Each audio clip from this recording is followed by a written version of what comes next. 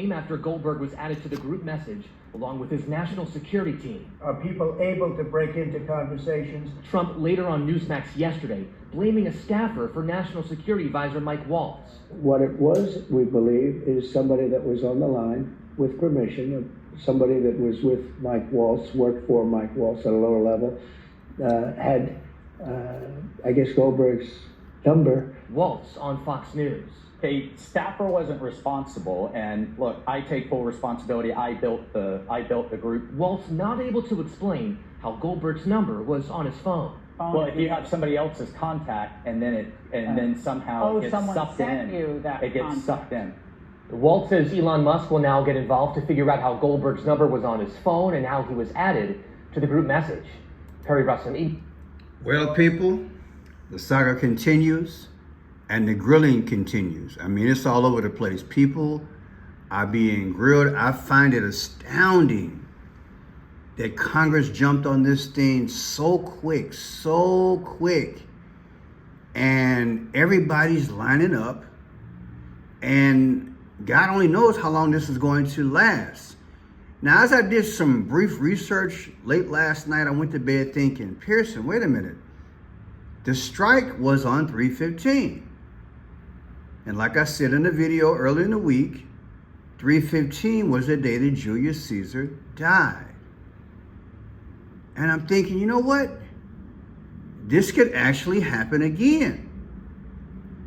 In the middle of the grilling of these, like I've said before, tongue-in-cheek, of the 12 disciples, there could be something else going on. And I'm thinking, Pearson, you know, what a perfect smokescreen.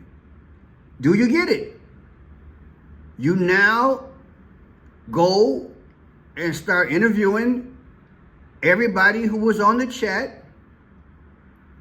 And while everybody's focused on that, there's strategic movement going overseas. I'm like, okay, I'll jump on that in the morning. I'm going to bed.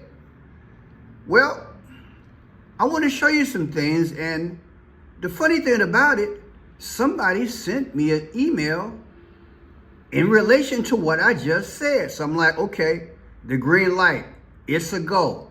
I want to get your opinion. And also, man, when I think WAR, I think about economics. Could this also be a smokescreen for economics?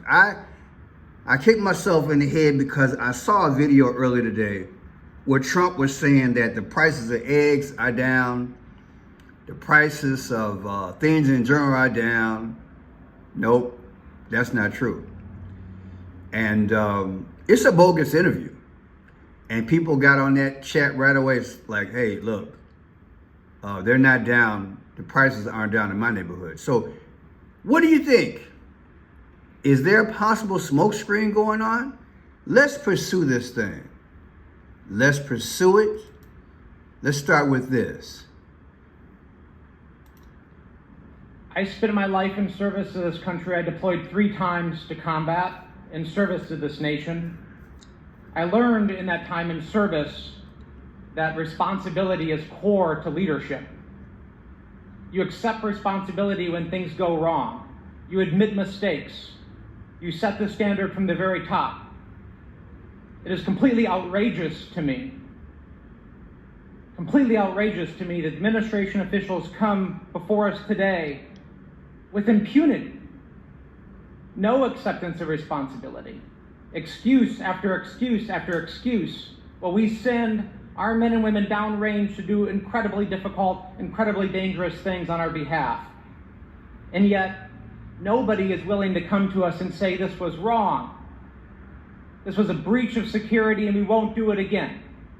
It is outrageous and it is a leadership failure, and that's why Secretary Hegseth, who undoubtedly transmitted classified, sensitive operational information via this chain, must resign immediately. Do you think there should be a fall guy? Should Hegseth take the fall? I mean, here's the guy that's already admitted that, hey, you know, the buck stops with me. This guy just was just interviewed. He's saying something totally different. Check him out. On Fox News. Hey, Staffer wasn't responsible, and look, I take full responsibility. I built the group. Walt's not able to explain how Goldberg's number was on his phone. Well, if you have somebody else's contact, and then somehow it gets sucked in, it gets sucked in. Walt says Elon. So Waltz is saying, look, it's on me. Now, I don't know what you guys have been checking out, but a lot of folks got on burgundy or purple ties, if you notice here. And also here. And when I say everywhere, there's a shade of purple on a lot of folks who are on the panel grilling folks. I'm just keeping it real. Are they speaking without speaking? Let's go forward. This is the video that was sent to me, and I appreciate you guys sending comments. I do my best to try to read a lot, but yeah, this definitely jive with what I am speaking with, and this guy's saying some serious stuff that there's preparation for a number 2 hit. Did you hear what I just said? That there is preparation, it appears, for round 2. Remember, the first one was what? 315, Julius Caesar. Check it out. Places that I prefer not to mention right now. America is preparing the largest strike group from the air for the following purposes. First, most of the above the ground targets of the Houthis have been already hit and damaged. The problem is the Houthis learn from the best. They've learned from Hezbollah and Hamas. Hezbollah trained them well. And they are hiding in deep tunnels, and they're also hiding their ballistic missiles and advanced weapons in those tunnels near mountainous areas in northern Yemen. This is why heavy bombers such as B-52s and B-2s are now the next thing to use. And why is it? Did you hear that? And so I went to do some dog pound digging, okay? I went to do some digging. Check it out. Already bombing them, but it is also planning for something bigger. Why do I say this? Because the Indian Ocean is buzzing.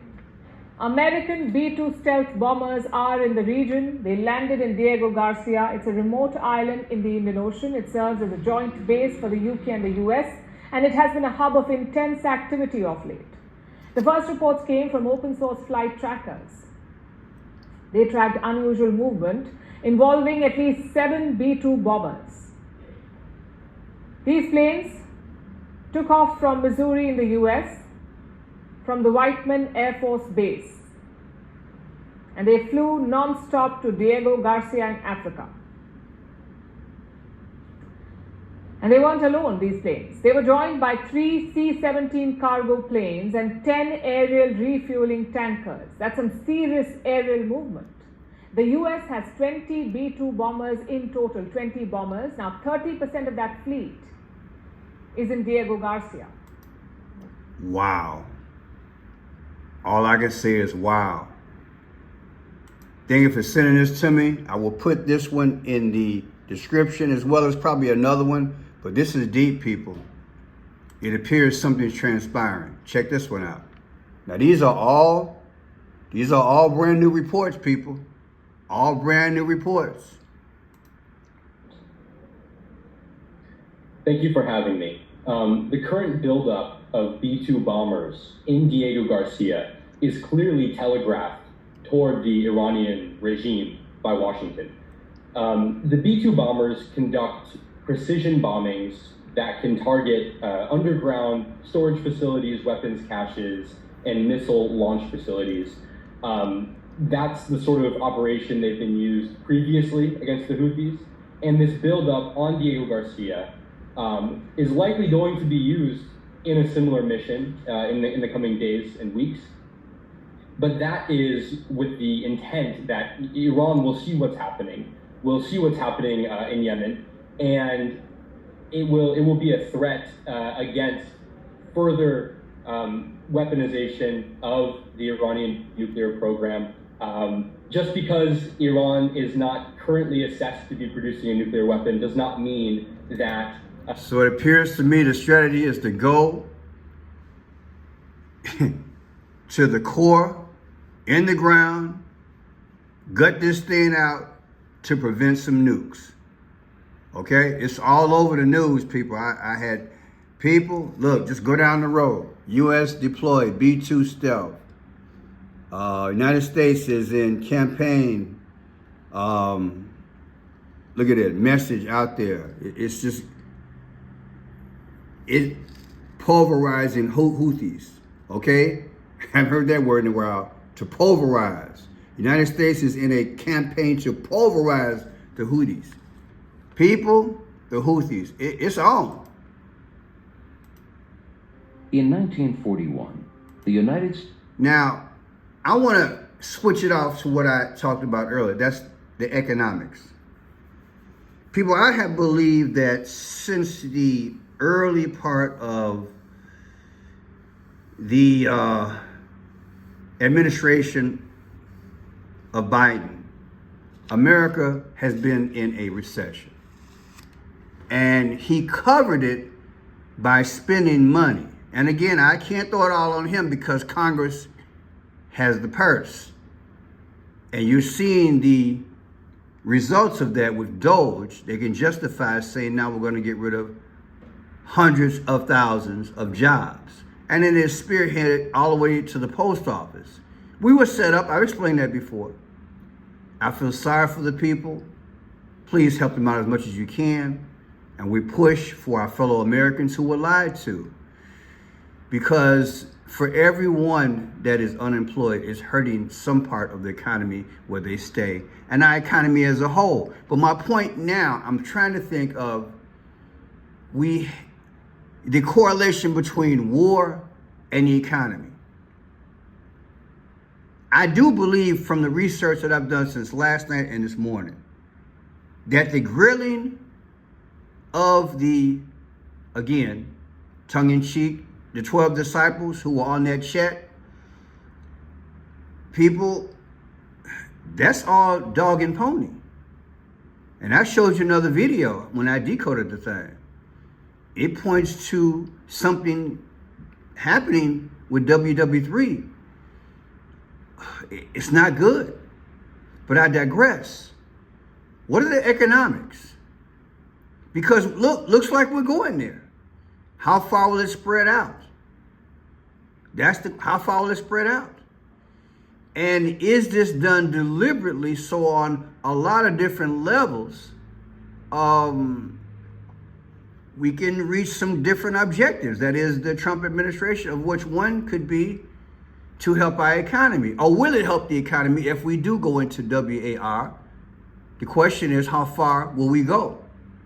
If I had time to do the diligent research, I would like to find out the budgets of certain places that make certain things, of boots and helmets and planes and things like that, to see if I could put the story together from behind the scenes to see if extra planes have been made the last year and a half, that sort of thing. The production, the military budget, has it been increased? Has more military stuff been sent out there the last, let's say, 6 to 9 months? From what I showed you, it has. Stuff has been sitting out there. A lot of equipment has been sitting in that area. But from the economic standpoint, it did help out in World War II. Will it help out this time? We live in an AI society now. Let's go into that and look at the history and compare it to today economically. Will it help our economy? In 1941, the United States was still recovering from the Great Depression. The jobless rate had been as high as 25%. Bankruptcy was not uncommon, and the standard of living for most Americans was 60% lower than before the stock market crash of 1929. When the war started, all that changed. More people were needed to produce the food and weapons for the men on the front lines. The new jobs were taken by many who had been out of work for several years. As more men were sent away to fight, women were hired to take over their positions on the assembly lines. Before World War II, women had generally been discouraged from working outside the home. Now they were being encouraged to take over jobs that had been traditionally considered men's work. Existing companies changed their lines from consumer goods to war materials, and new plants were constructed strictly for the creation of products for the war effort. I remember reading books when I first started staying in the library. Like I told you guys, I grew up in a library, about how many factories in America were converted over, retrofitted, so to speak, if that's the right word, where they made things, boots and helmets, socks, you name it. But this is a different time. This is a different time. Would jobs be produced in relation to that for the unskilled worker? Or is it caught up more so in Boeing? Because if I'm not mistaken, Boeing is the largest producer of military, aviation. Check this out. Pas demain l'économie de guerre, c'est là. Et on accélère encore. That's Emmanuel Macron on April 11th as he opened a new production line at an ammunition factory in the south of France. But what's a war economy? Essentially, it's when states redirect resources and supply chains towards defense priorities. Think controlling labor, production, and the reallocation of resources. It can often lead to rationing, conscription, and the development of new technologies. One way to look at it is through the guns versus butter analogy. That's the trade-off in spending between national defense and social programs. The curve illustrates how producing more guns means making less butter and vice versa. And it's a massive trade-off when you consider just how expensive war is. And so, because of expensive equipment, a reduction in the size of available workforce, and the ways of financing war, warfare invariably leads to price hikes. So, are we really in a war economy? Well, most countries in 2024 aren't, but the number of conflicts worldwide is rising. The number of conflicts worldwide is rising.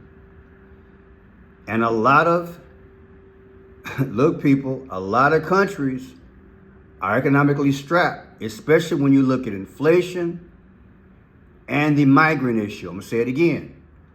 A lot of foreign countries and America, including our states, are in trouble because of the economy and the cost of immigration.